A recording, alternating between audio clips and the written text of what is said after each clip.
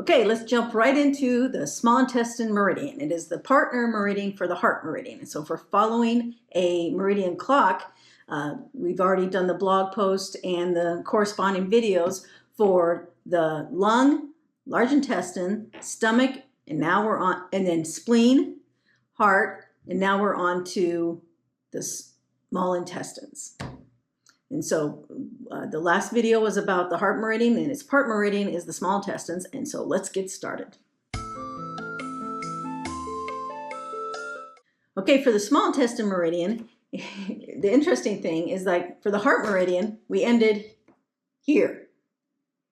And if you remember, the flow of the part meridian is always in the opposite direction. So can you guess where the small intestine meridian begins? You guessed it, right there. And it works its way up. And so for the small intestine meridian, you know, we're going to skip the character over there today. You can see it better on the back of this chart, and it's only for the top half of the body. And so you have your small intestine meridian, and it goes right along. You can see it. It goes on up. And then it zigzags a little, and then it keeps going up. But here's the best. It's so cluttery on this, I wanted to show you it on here.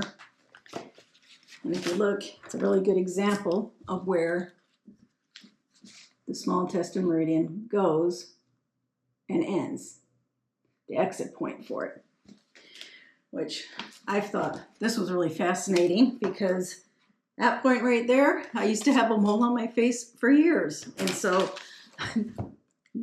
guess what? There's problems with my small intestines. And so that should have been a clue, but I didn't know what I didn't know. So it's just kind of interesting how the more I look into this and the more I study this, the more the body is trying to tell us what it wants and what it needs.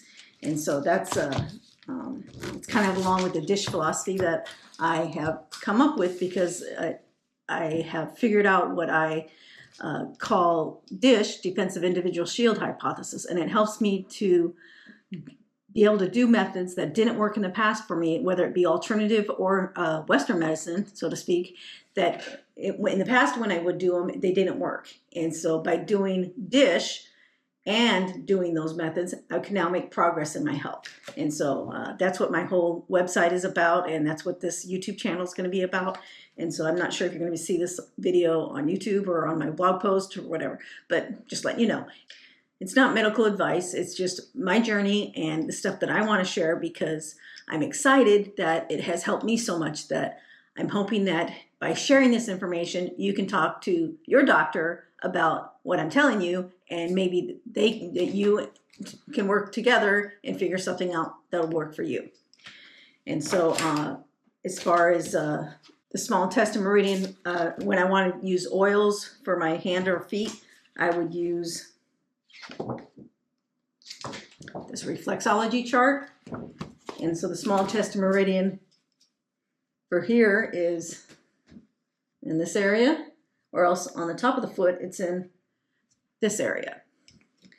And then if you're used to with your hands, it corresponds the same on the front and the back of the hand as well. Or for where I would want to put essential oils or a remedy if I was really trying to focus on that particular thing. And especially if when I'm particularly weak and I can't focus on the whole meridian or at the beginning point of the meridian. So, and that's for the small intestine meridian. And the other information about the small intestine meridian, the nutrients that are important, the opposite meridian, which is different than the partner meridian.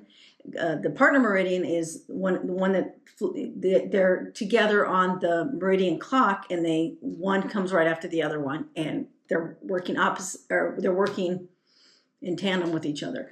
And so for the opposite meridian, the reason I found that helpful is, for example, like the liver meridian is like from 1 to 3 at night. Well, sometimes I needed to do something for the small intestine meridian, but I didn't want to be, or excuse me, that I wanted to do for the liver meridian. You see,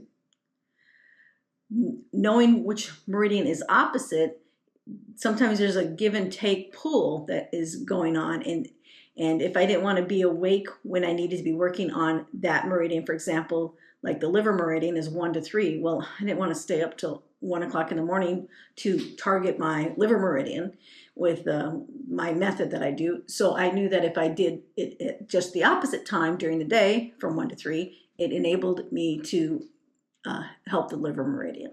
So if that makes any sense.